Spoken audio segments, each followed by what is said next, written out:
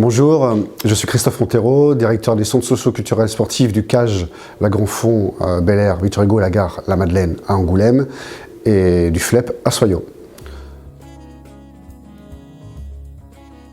Je suis aussi habitant de Soyaux, donc j'ai fait ma scolarité en Charente, j'ai même une formation de gestion de production. Puis après l'armée, je me suis réorienté sur une formation autour de l'animation que j'avais pratiquée durant des étés sur le territoire de Soyaux. L'idée c'est aussi peut-être de redonner des choses que j'ai reçues.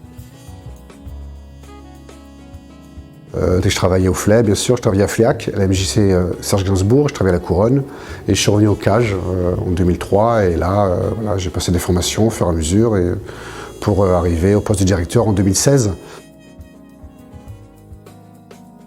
En 2019, des partenaires financiers dont la CAF m'ont demandé de prendre la direction du FLEP et je suis voilà, depuis ce temps-là en poste sur la double direction des deux structures.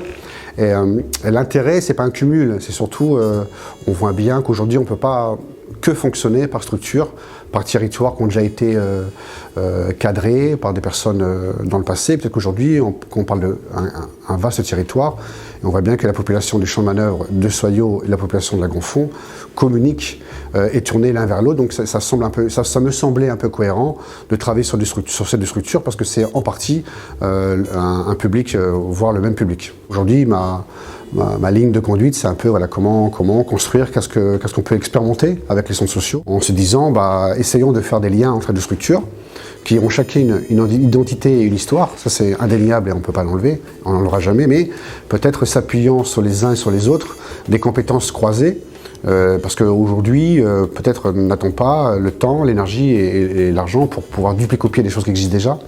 Et donc appuyons-nous sur les compétences des uns des autres et c'est un peu ce qui se passe cette année, sur quoi on travaille, montrer que voilà, on peut aussi partager des choses entre structures et c'est vrai que piloter par une seule personne, c'est beaucoup plus facile et efficient et ça va plus vite. Parce que souvent on parle de partenariat, on parle de faire ensemble, mais avec une tête, c'est quand même plus facile et ça va plus vite.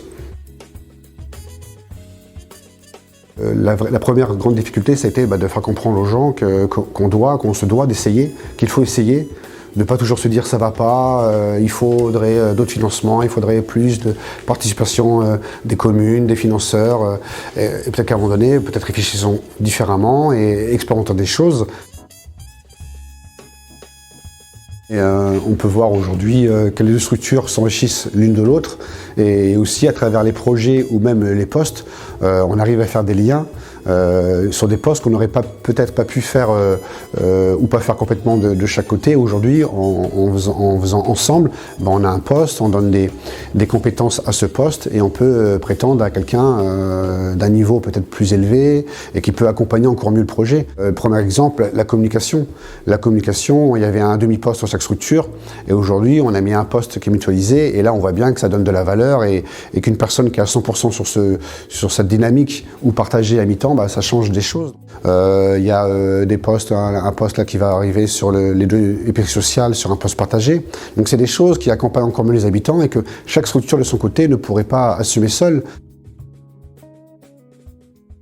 Des projets en partenariat, tout à l'heure je parlais un petit peu de la microfolie de la Villette. C'est aussi bien sûr avoir l'opportunité d'avoir les microfolies de la Villette dans nos territoires. Donc l'idée c'est un musée numérique autour la visite avec des tablettes, des expos qui seraient abordés et abordables par tous les habitants pour pouvoir, avec des thématiques précises, aborder à travers la porte d'entrée du numérique sur des compétences, des visites de musées, des thématiques qu'on aura choisies. Et l'Institut du monde arabe, c'est aussi le travail sur le territoire et là on va commencer en octobre sur une première exposition avec même des objets qui viendront de l'Institut du monde arabe. Il sera le début de notre partenariat pour pourquoi pas aller plus loin, pour un peu montrer la richesse et la beauté du monde arabe à tous nos concitoyens et qui sera poursuivi par d'autres actions. Et je voudrais aussi insister sur l'importance du bénévolat et que toutes nos structures auraient du mal à exister ou existeraient mais pas de la même force et de la même importance sur le territoire grâce au bénévolat. Mais le bénévolat, on en a aussi besoin, de plus en plus besoin. Donc aussi, je profite de ce moment pour pouvoir, pourquoi pas, vous demander de venir dans nos structures, on parle du CAGI du FLEP, être présent, nous accompagner à travers vos compétences, vos envies pour pouvoir donner plus de profondeur et plus d'importance à nos actions grâce à vos présences, grâce à vos compétences et vos envies pour développer. Mais le bénévolat est important et même, je dirais, primordial dans l'avenir et dans la continuité de nos actions et de nos structures. Donc, si vous avez un peu de temps, un peu d'énergie et de l'envie, n'hésitez pas à nous rejoindre dans nos équipes. Merci.